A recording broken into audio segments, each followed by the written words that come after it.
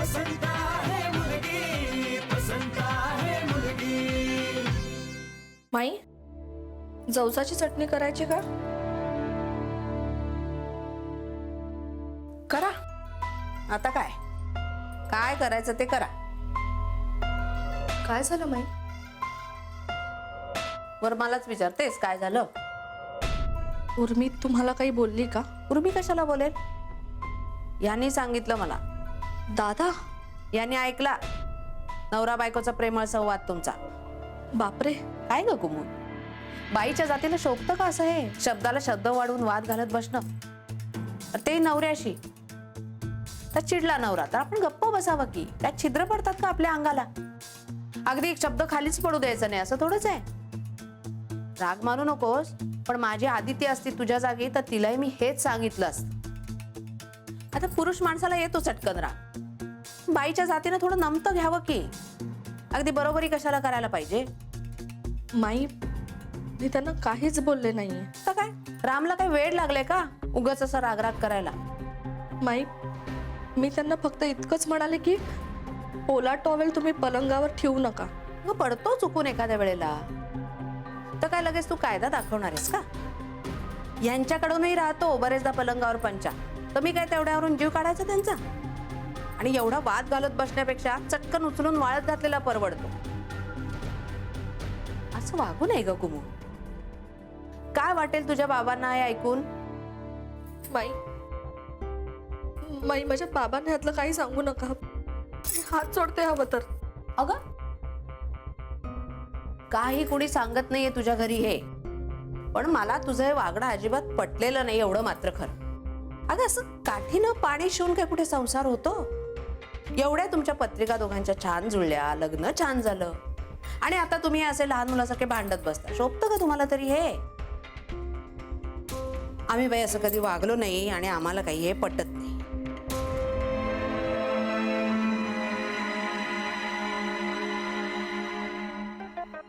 मला काही कळत नाहीये जीजी. माझ्यासाठी सासरचे दरवाजे कायमचे बंद झाले उर्मी. मला परत कधीच सासरी जाता येणार नाही. अहो का पण, म्हणजे असं का? असंच आहे. अहो पण प्रॉब्लेम काय आहे? प्रॉब्लेम मी आहे. म्हणजे? आमच्या पत्रिका चांगल्या जुळल्या. हो ते माहितीये मला. त्यामुळे दादांनी कसलीही चौकशी न करता माझं लग्न लावून दिलं. अहो पण मग जीजी सांगा ना. त्यांना मी नकोय. नकोय म्हणजे? उर्मी नको नको मला बोलायला लावूस. जीजी अहो सांगा ना. गेले कित्येक दिवस मला जाणवते की तुम्हाला काहीतरी प्रॉब्लेम आहे, पण तुम्ही तो सांगत नाहीये. वहिनी म्हणून नाही, एक मैत्रीण म्हणून तरी सांगा. माझ्या नशिबाचे भोग आहेत उर्मी, मला ते भोगावेच लागणार. जीजी असं काहीही नसतं हो, तो आपला चॉईस असतो. माझं लग्न हा माझा चॉईस नव्हता, तो दादांचा चॉईस होता, आणि त्याची शिक्षा मात्र मी भोगते. अशी शिक्षा जी सांगताही येत नाही आणि सोचताही येत नाही. जीजी प्लीज सांगा ना. आत्ता नको उर्मी. जीजी तुम्ही दर वेळेला असंच म्हणता आणि कधी सांगतच नाही. तुमचा प्रॉब्लेम जर मला कळला तर मी तुम्हाला मदत करू शकेन ना. तुला मला खरंच मदत करायची? अगदी मनापासून. मला एखादी नोकरी मिळू शकेल तुझ्या ओळखीने? नोकरी? हो कसलीही चालेल. कारकून, चपराशी किंवा अगदी मुलं सांभाळणारी बाई म्हणून सुद्धा चालेल. जीजी अहो असं का बोलताय? तुमचं लग्न झालं की मला या घरात राहायला काहीच कारण नाही. जीजी कारण का हवंय तुम्हाला? हे तुमचं घर आहे. होतं. जीजी लग्न झालं म्हणजे माहेर तुटतं असं होत नाही हो. या घरात होतं. सासरी उभी जायचं आणि आडवी बाहेर पडायचं अशी परंपरा आहे या घराची. अहो जुनं झालं ते आता. या घरात नाही. तुम्ही सांगत का नाही आज जीजी? मला भीती वाटते. मग लिहून द्या. नको ग बाई, एकदा लिहिलं काय झालं माहितीये ना. जीजी प्लीज सांगा ना मला. वेळ आली की सांगेन. पण मग आत्ता का नाही? मला मनाची थोडी तयारी करावी लागेल. जीजी पण प्लीज उर्मी. मी वाट पाहिन.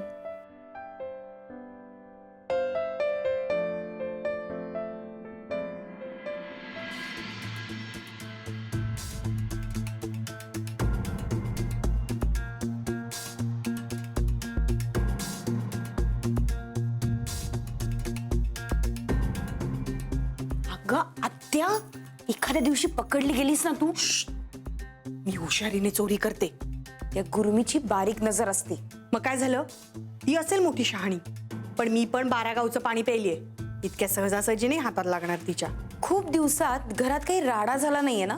हो ग, मला पण चुकल्यासारखंच वाटतंय जरा. म्हणूनच त्या उर्मीची मिजाज वाढली आहे. ती आहेच मिजाजखोर. मला ती आज कुत्री म्हणाली. अगो बाई, एवढी हिंमत झाली त्या गुरमीची. तू सरळ जाऊन दादांना सांगितलं का नाहीस? चांगली उतरवली असते तिची. त्यांचा काही उपयोग नाही आता. म्हणजे दादांना आणि माईंना तिने वश केलंय. अगो बाई, मग आता आपल्याला कोण ग नंदे? मी अजून आशा सोडली नाहीये. पण तू तिची मिजाज कशी उतरवणार? माझ्या डोक्यात सगळं तयार आहे. हे बाई, आता तू समोर येऊ नकोस. तू पुढे आली नाही येणार पुढे. मग कोण? अदिती? ते पान माझं कधीच वापरून झालं. मग कोणाला वापरणार तू? गुरमीच्या बापाला.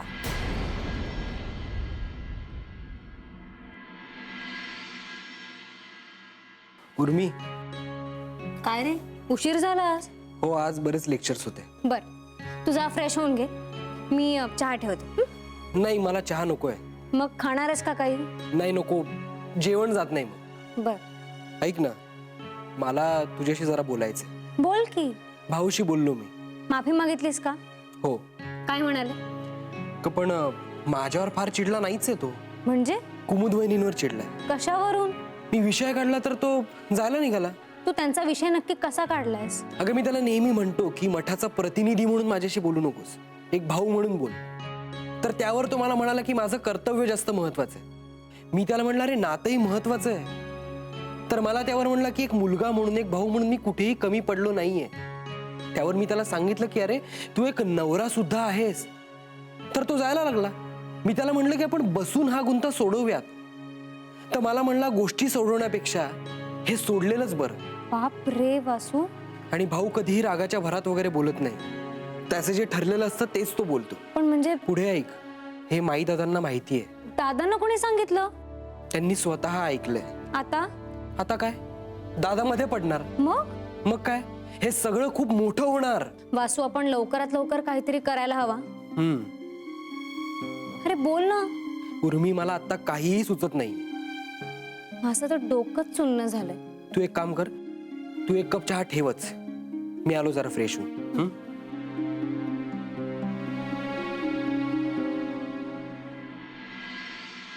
रामचंद्र, तुमचं बोलणं संस्कारांना धरून नव्हतं. आणि काय रे, आता आपल्याला माहितीये ना तिचा स्वभाव. तू जरा माघार घ्यायचीस ना. अहो, अग्नीला प्रदक्षिणा घालून वचन दिलं ना त्यांना सांभाळून घेण्याचं. आता ही जन्माची गाठ आहे. बरं, तशी ती काही वाईट मुलगी नाहीये रे, मनानं चांगली आहे. हा, आता बोलायचं वागायचं कळत नाही तिला कधी कधी. आणि मी म्हणतो, कोण माणूस सर्व गुण संपन्न असतो? जुळवून घ्यावंच लागतं. आणि आता इतके दिवस गुण्या गोविंदानं संसार केलात ना, मग आताच काय कली अंगात शिरल्यासारखे भांडताय एकमेकांशी. आणि रामचंद्र, तुमची भाषा अविचारेच नाही तर असभ्यही होती. तुझ्याकडून ही अपेक्षा नाही हा रामचंद्र. हे वागणं पंत सचिवांच्या थोरल्या चिरंजीवांना शोभत नाही. आणि हे बघ, यापुढे ती काही बोलली ना तर सरळ मला येऊन सांगत जा. मी बोलेन तिच्याशी. तू उगाच वाद घालत बसूच नकोस. माझ्या पुढे काही बोलणार नाही ती.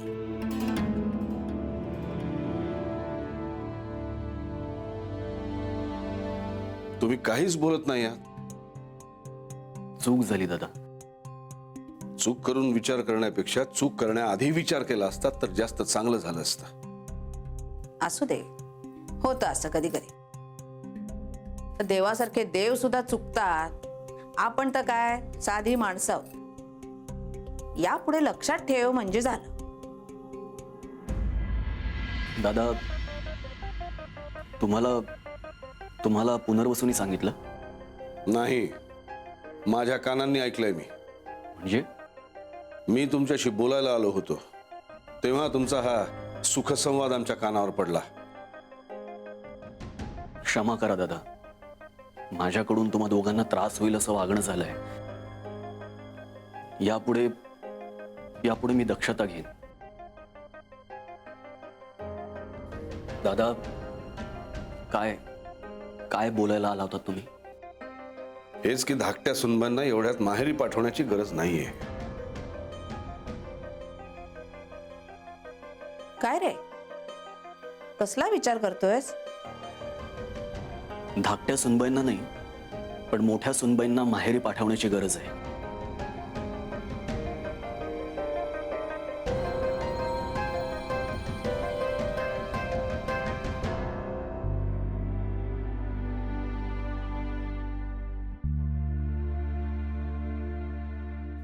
यांनी मला कायमचंच माहेरी पाठवलं तर?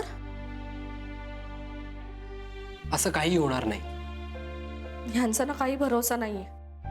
ह्यांचं एकदा डोकं फिरलं की फिरलं. बहिणी, अहो भांडणं सगळ्याच नवरा बायकोंमध्ये होतात.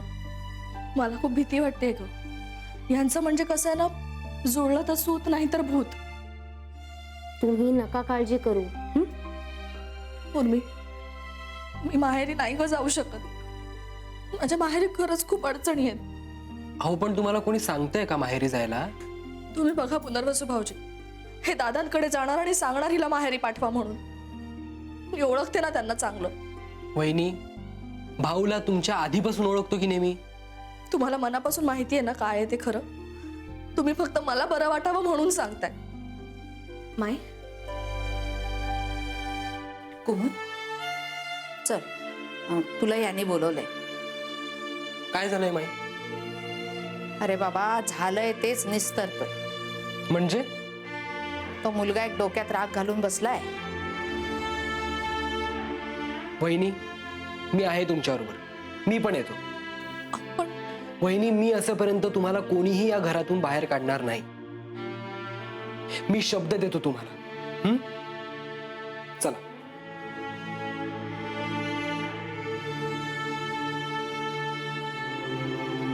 कुमुद पण ना, माई, मी पण आले तर चालेल का हो?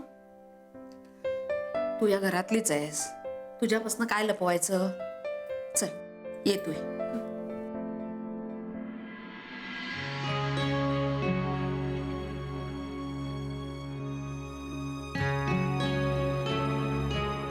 दादा, मला क्षमा करा, पण या बाईबरोबर संसाराचा गाडा रेटणं आता मला शक्य नाही. रामचंद्र, अरे खरंच माई, तिच्या माहेरच्यांना सांग तिला घेऊन जायला. मला हिच्याशी संसार करायचा नाही. रामचंद्र, हे काय बोलताय तुम्ही? तुम्हाला तरी कळतंय का? माफ करा दादा, पण हे अवघड आहे. काय अवघड आहे? आम्ही दोन टोकं आहोत. आमचे ग्रह जरी जुळले असले ना तरी आमचे विचार कधीच जुळू शकत नाहीत. बस बस झालं. मी ऐकून घेतो म्हणून वाटते ते बोलता आहात तुम्ही. ग्रह जुळले तरी विचार जुळत नाहीत म्हणे. ज्योतिष्य शास्त्रालाच आव्हान देतात तुम्ही. मी स्वतः तुमच्या पत्रिका जुळवल्या आहेत हे असं बोलून तुम्ही मलाच चुकीचं ठरवतात याची कल्पना आहे का तुम्हाला? असं म्हणायचं नव्हतं दादा मला. तुमच्या बोलण्याचा अर्थ तोच होतो ना. पण दादा, हिच्या बरोबर संसार करणं मला खरंच शक्य नाही. आमच्या पत्रिका जरी जुळल्या असल्या तरी आम्ही परस्पर पूरक नाही आहोत. तिला जे आवडतं ते मला आवडत नाही, मला जे पटतं ते तिला नको आहे. असं काही नाहीये दादा. असं काही नाही आहे. काय नाही आहे? मला बाहेरच्यांचा आधार नाहीये. मी बाहेर नाही जाऊ शकत. म्हणून हिला संसार मोडायचा नाही. नाहीतर हिला पण माझा तितकाच तिरस्कार वाटतो जेवढा मला तिचा. माझ्या मनात असं खरंच काही नाहीये. खोटं बोलू नकोस कुमुद. मी तुझ्या कुठल्याही अपेक्षांना पुरा पडत नाही. आणि मला जे हवंय, मला जे वाटतंय ते तू कधीच समजून घेत नाही. आमच्या दोघांपैकी एक जण कुणीतरी सतत दुसऱ्यावर चिडलेला असतो. काय अर्थ आहे या प्रपंचाला? पण म्हणून तो लगेच मोडायचा असतो का? मी विटलोय दादा रोजच्या भांडणांना. रोज रोज भांडण होतात तुमच्यात? हो, जवळजवळ. अरे मग आधी कधी बोलला का नाहीत तुम्ही? कारण मला दादांना खोटं पाडायचं नव्हतं. दादा चूक ठरतील असं माझ्या हातून काहीच घडायला नको होतं मला. मग आता तुम्ही काय करताय असं तुम्हाला वाटतंय? दादा आता असह्य झालंय मला, पाणी नाका तोंडापर्यंत आलंय. हिला माहेरी जाण्याविषयी अडचण आहे, मी बाहेर जातो. पण आता मी हिच्या बरोबर संसार करू शकत नाही. तुम्हाला बाहेर जायचं असेल तर तुम्ही खुशाल जा, पण मी माई दादांना सोडून या घराला सोडून मी कुठेही जाणार नाहीये, तुम्ही लक्षात ठेवा. तेच तर आहे ना, हिला फक्त डोक्यावर छत्र हवंय, नवऱ्याची गरजच नाही. आणि मग तुमचं तरी काय वेगळं आहे हो? पुरे कुमुद, माई, यांना जे बोलायचंय ना ते बोलू देत. यांना नाही करायचंय ना माझ्या बरोबर संसार, नको करू देत. यांना जर का दुसरी बायको आणायची असेल तर खुशाल आणा म्हणावं. मी असं म्हणेन की तिचं नशीब चांगलंय, पण काहीही झालं तरी मी हे घर सोडून जाणार नाही. माझ्या आई बाबांनी इतकी मेहनत करून आयुष्यभर खसना काढून मला वाढवलंय, उधारवारी करून माझं लग्न लावून दिलं, आणि आता अशा अवस्थेत मी माझ्या घरी जाऊ का त्यांच्या डोक्यावरच ओझं व्हायला? नाही, माझं काय व्हायचंय ना ते ह्याच घरात होऊ दे. दादा, तुम्ही तर नंदिनीला मानलेली मुलगी मानताना तरी तुम्हाला तिची किती चिंता आहे. हे तर माझे सख्खे आई वडील आहेत. मी जर का अशी घरी गेले तर त्यांच्या जीवाला किती घोर लागेल. आजपर्यंत मी त्यांना काडीचं सुख देऊ शकले नाहीये, आणि आता माझ्याकडून मी असं काहीही करणार नाहीये ज्यामुळे त्यांना त्रास होईल. अहो, निदान उतारवयात तरी त्यांना हा सगळा त्रास नको. नाही, माझं काही म्हणणं नाही. तू राहा, तू खुशाल राहा या घरात. मी धर्मशाळेत राहीन, आपल्या विश्रामगृहात राहीन, अगदी अंगणात पथारी टाकून राहीन, पण तुझ्या बरोबर नाही. बस बस झालं, बस झाली तुम्हा दोघांची अक्कल पाजळून. उचलली झीप लावली टाळ्याला. रामचंद्र, मला तुमच्याकडनं ही अपेक्षा नव्हती. एकमेकांचा एवढा राग करण्यासारखं झालंय तरी काय? वेगळं होण्याची भाषा करताय तुम्ही. आणि कुमुद, तुम्ही तर चक्क दुसऱ्या लग्नाची भाषा केली, ते या पंत सचिवांच्या घरात. अहो, एक लग्न 7 जन्म निभावण्याची परंपरा आहे, प्रथा आहे या घरची. तुम्ही एकाच जन्मात दुसऱ्या लग्नाची भाषा केलीत. कसलं हे अधपतन? लग्नामुळे माणसाची आध्यात्मिक उन्नती होते असं म्हणतात, हे तुमच्याच बाबतीत असं उलट कसं घडलं? आणि हे सगळं निर्लज्जपणे माझ्या समोर सांगून तुम्ही मला खोटं पाडतात. हे लग्न न टिकणं ही माझी हार आहे.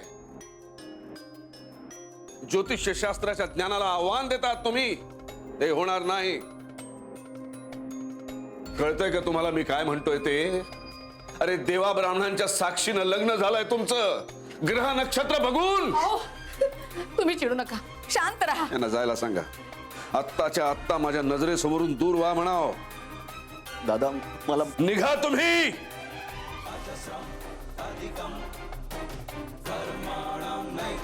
रामचंद्र,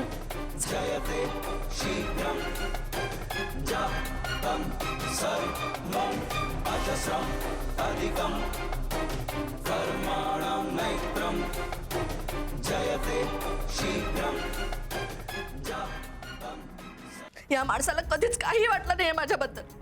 मी म्हटलं होतं ना, हा माणूस मला घरात बाहेर घालवायला बसलाय. बहिणी अहो, असं नका ना बोलू. तिला म्हणावं स्वतःचे गुण बघ आधी. नीट वागली असती ना तर ही वेळ आली नसती. काय नीट वागायचं बाकी ठेवलंय हो मी? सांगा ना. या माणसासाठी सगळी माझी हौसमौस बाजूला ठेवली, आणि तमडीची किंमत म्हणून नाहीये मला. हा, आणि आपण तर मोठे आदर सत्कारच करायचात ना माझे. एक मिनिट, तुम्ही दोघं एकमेकांशी भांडू नका प्लीज. मला तर ह्याच्याशी बोलायचं सुद्धा नाही. अगं, मला तर तुझं तोंड देखील पाहायची इच्छा नाहीये.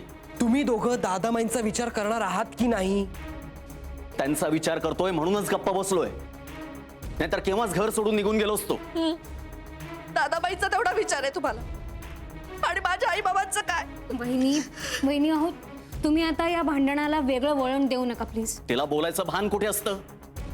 वाचाळ आहे ती. भाऊ प्लीज.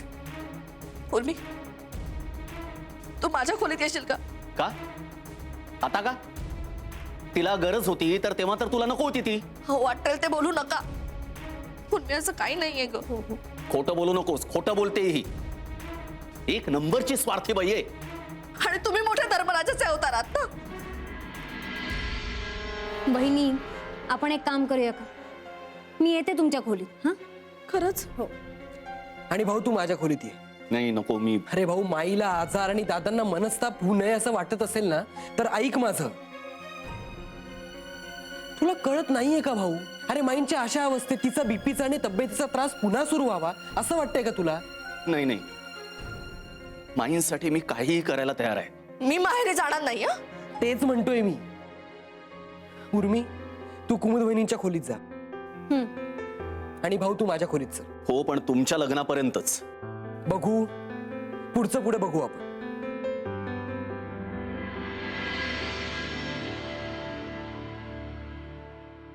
या दोघांना खरंच डिवोर्स हवाय का? त्यांना स्पेस हवी.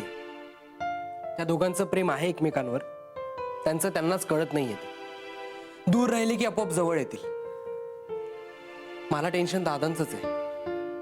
म्हणजे पत्रिका बघून केलेल्या लग्नाची ही परिस्थिती म्हणजे त्यांना त्यांचा पराभव वाटेल.